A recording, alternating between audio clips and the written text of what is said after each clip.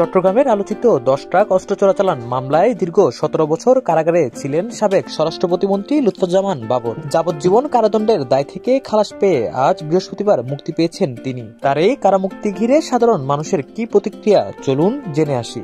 উনি যদি বাস্তবিক আসামি হয়ে থাকতো 1 নম্বর এই অস্ত্র মামলার, তাহলে 17 বছর ওই মামলাতে উনাকে ঝুলে রাখলো কেন? আজকে যদি আমি প্রতিহিংসা পরায়ণ কাউকে যদি ঘায়েল করার জন্য মিথ্যা মামলা বা মিথ্যা অজুহাত দিয়ে বা জোরপূর্বক কোনো কিছু করি, ভবিষ্যতে সেটা আবার আমার জন্য আসবে। এই স্বৈরাচারী যে 17 বছরে যে একটা সরকার হাসিনার পদদলের বিদায় হওয়ার পরে এই যে তার সরকার, সে নিজেও অবৈধ ছিল, তার সকল আইন কানুন অবৈধ ছিল, ওখান থেকে মুক্তি পেয়েছে। আমরা অনেক আনন্দিত।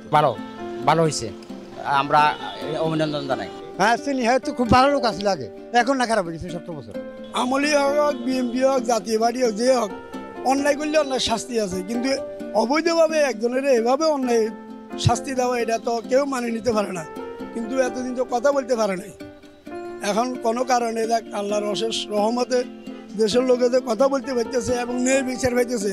এটার জন্য আল্লাহকে আমরা অশেষ ওনার কাছে শুকরিয়া আদায় করি এবং আমরা চাইতে সবাই জনগণ যে হইব যে সুস্থ বিচারক সুস্থভাবে কোনোরকম অন্যায়ভাবে কারণে এ ধরনের কষ্ট না দেয়।